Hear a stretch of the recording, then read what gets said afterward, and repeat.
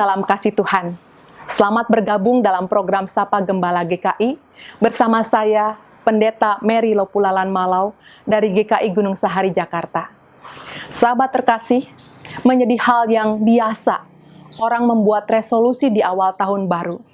Saya membuat resolusi di awal tahun ini dan mungkin saudara juga.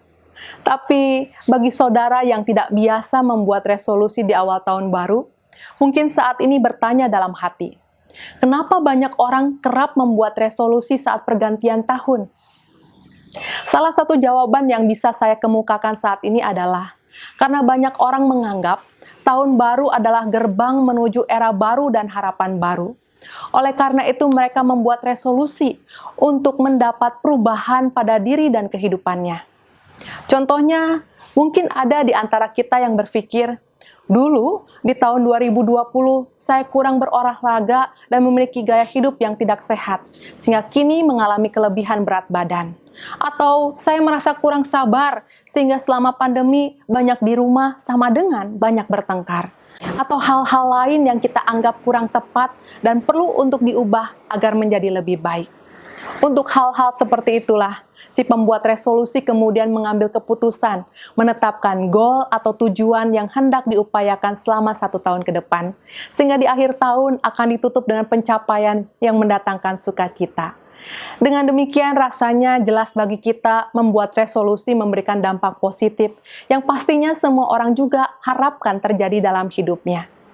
Akan tetapi saudaraku, rasanya bukan hanya saya, tapi kita semua tahu bahwa mengambil keputusan untuk melakukan perubahan bukan berarti kita telah berubah. Sebab berubah memerlukan usaha dan komitmen untuk konsisten, terus-menerus melakukan apa yang dianggap baik. Di titik inilah banyak orang gagal mewujudkan resolusinya, sehingga mungkin banyak orang yang tahun lalu telah membuat resolusi untuk mengubah bobot tubuhnya, pada akhir tahun harus menerima kenyataan bahwa berat badan tak kunjung berkurang karena 1001 alasan. Oleh karena itu, resolusi tinggallah menjadi resolusi jika tidak disertai dengan alasan yang kuat untuk dapat melakukan usaha yang sungguh-sungguh dalam mewujudkannya. Dan di titik inilah kita diperhadapkan pada satu kenyataan bahwa untuk sebuah perubahan, kita memerlukan alasan yang kuat sehingga mendorong kita melakukan perbaikan dalam hidup. Saudara, Alkitab memberikan kita satu alasan kuat untuk berubah dan memiliki hidup yang lebih baik. Dan saat ini saya mengajak kita semua untuk menemukan alasan kuat tersebut lewat pengalaman Yosua yang kisahnya dicatatkan dalam kitab Perjanjian Lama. Firman Tuhan dalam Yosua 1 ayat 6 mengatakan, "Kuatkan dan teguhkanlah hatimu, sebab engkaulah yang akan memimpin bangsa ini memiliki negeri yang kujanjikan, dengan bersumpah kepada nenek moyang mereka untuk memberikan kepada mereka." Dalam perkataan Tuhan ini kita dapat merasakan bahwa Tuhan mengerti kelemahan manusia adalah perasaan hatinya. Untuk itulah Yosua diminta memiliki ketetapan hati bahwa tujuannya hanya satu, yaitu memimpin bangsa Israel memiliki negeri di seberang sungai Yordan. Tidak ada yang lain. Bicara soal ketetapan hati, saya teringat Julius Caesar yang membakar kapal perang pasukannya sendiri ketika menghadapi pasukan Inggris yang jumlahnya jauh lebih besar dengan persenjataan yang lebih kuat serta semangat juang yang lebih tinggi. Tindakan pembakaran kapal oleh Julius Caesar telah membuat mereka semua tidak punya pilihan lain selain berjuang atau mati. Saat itulah tercipta satu ketetapan hati dalam diri seluruh prajurit yang dipimpin oleh Julius Caesar, yaitu berjuang dan menang. Dan memang sejarah mencatat mereka menang. Sehingga semboyan Vini, Vidi, Vici yang dicetuskan Julius Caesar dikenal banyak orang. Jelas bagi kita saat ini ketetapan hati manusia telah melahirkan dalam dirinya daya dorong yang kuat, bahkan untuk mewujudkan sesuatu yang nampak mustahil sekalipun. Oleh karena itu, saudaraku, di minggu pertama tahun 2021 ini, perkenankan saya mengajukan 2 pertanyaan refleksi bagi kita semua.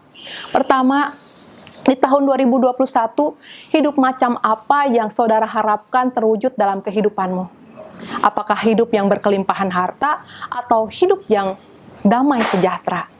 Kedua, apa yang menjadi tujuan hidup saudara? Apakah hidup yang memuaskan diri sendiri atau hidup yang menyukakan hati Tuhan? Kedua pertanyaan ini penting untuk kita renungkan karena akan menentukan apa yang akan kita lakukan. Yosua telah menetapkan tujuan hidupnya menyambut panggilan yang Tuhan anugerahkan bagi dirinya untuk menjadi kawan sekerja Tuhan menggenapi janji Allah bagi Israel, memberikan tanah perjanjian sebagai berkat bagi kaum keturunan Abraham. Hidup yang dijalani Yosua bukanlah hidup yang mudah, sebab ia harus memimpin bangsa yang bebal dan mudah menyerah untuk terus maju ke depan menghadapi peperangan demi peperangan. Tetapi sekalipun demikian, Yosua memiliki damai sejahtera karena Allah menyertai dan tidak pernah membiarkan dan meninggalkannya sendiri, sehingga perjalanan hidup dan pelayanan Yosua berhasil. Saudara, kisah Yosua hendak menginspirasi kita saat ini untuk menanggapi panggilan Tuhan, sehingga memiliki hidup yang tidak sekedar hidup, tetapi hidup yang berkualitas. Seperti yang kita ketahui, panggilan Tuhan tidak hanya diberikan kepada Yosua, tetapi di dalam Yesus Kristus, kita pun menerima anugerah dipanggil menjadi kawan sekerja Tuhan dalam menggenapi janji keselamatan bagi dunia. Untuk itu, mari saat ini kita tetapkan hati bahwa kemuliaanlah yang menjadi tujuan hidup kita, sehingga apapun yang kita alami, entah kesusahan maupun hal-hal yang menyenangkan, tidak mengubah fokus kita pada tujuan hidup tersebut. Ingat, dalam Yesus Kristus kita telah mengalami kematian di dalam dosa, sehingga kini kita hidup dalam kemuliaan Allah. Oleh karena itu, mari tanggalkan segala keinginan dosa, sebab kita telah mengenakan jubah keselamatan. Saudara, biarlah kesadaran ini menjadi resolusi kita bersama di tahun 2021, di mana kita mau hidup lebih baik dan lebih berkenan di hadapan Tuhan dengan menjauhi dosa, hidup dalam takut akan Tuhan, setia bertekun dalam doa dan menjadi pelaku firman, sehingga kehadiran kita menjadi berkat bagi setiap orang di sekitar kita. Tuhan Yesus memberkati kita semua. Amin.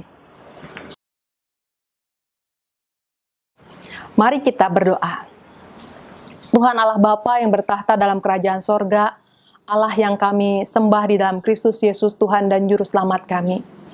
Ampunilah kami Tuhan jikalau ada banyak hal yang kami abaikan, ada banyak hal yang kami lupakan.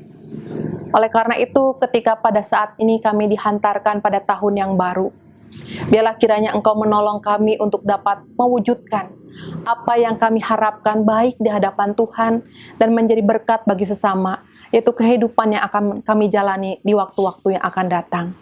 Kami tahu bahwa ada banyak hal yang mungkin kami hadapi, tantangan rintangan yang ada. Oleh karena itu, biarlah hanya bersandar pada kekuatan pertolongan tangan Tuhan, kami dimampukan untuk menjalani bagian kami. Dan biarlah dengan demikian, kehidupan kami menjadi tanda kemuliaan kehadiran-Mu di atas dunia ini.